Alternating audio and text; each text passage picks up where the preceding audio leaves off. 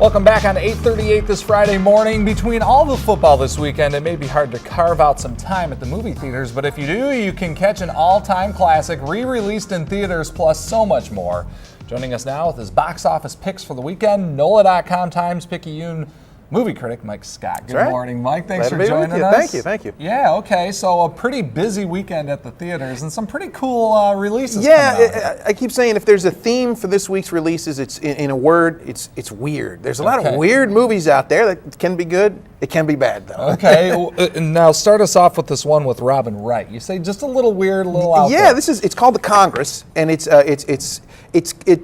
starts out with some interesting themes. She plays a version of herself in an alternate reality future where she basically sells her image. She gets scanned by a movie studio, her body and her personality, and so they can have her star in whatever movies they want without her approval. She gets a big fat payday for it, but she can never act again, which is interesting. It kind of touches on celebrity culture and things like this. And then about halfway through, it turns into a fully animated, trippy, psychedelic movie. It's a strange movie. It's not for all audiences. Kind of like a midnight movie audience, from what but again, it touched on some interesting ideas. It just never really delivered. I felt like by the end. Yeah, so not exactly one for the kids. No. This is one of those animations you don't want the kids to see. It's unrated, but it warrants an R. Yeah, it seems like more and more movies these days are movies about Hollywood. Right. Well, Hollywood loves movies about Hollywood. That's why you see films like The Artist and Argo winning Oscars. So Hollywood likes movies about itself. Yeah. All right. So what else do we have on tap that makes it a weird weekend? Probably one of the one big new wide release is called The Identical. Okay. And it's a musical drama,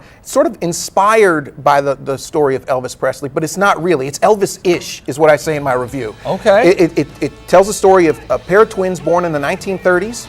One of them One of them is given away to an evangelist couple who can't have children of their own. The other one goes on to become the king of rock and roll. Now, here's the thing. It's kind of like Elvis' story, because Elvis was a twin as well, although his twin died at birth. And in the movie, though, these guys aren't named Presley. His name isn't Elvis. It's sort of an alternate reality thing as well, mostly for legal reasons. So you also don't have real Elvis music.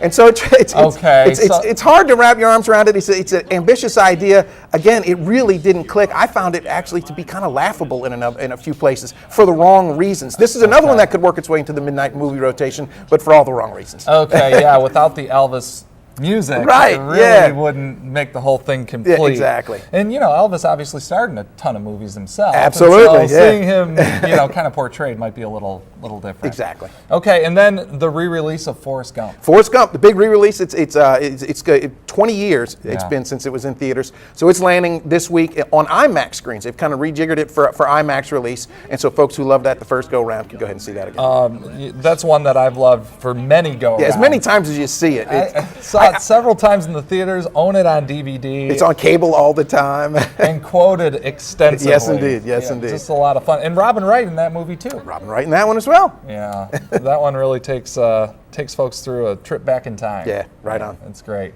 Mike Scott with NOLA.com Times Picayune. Always glad to be here. Yeah, we appreciate it. Thanks so much.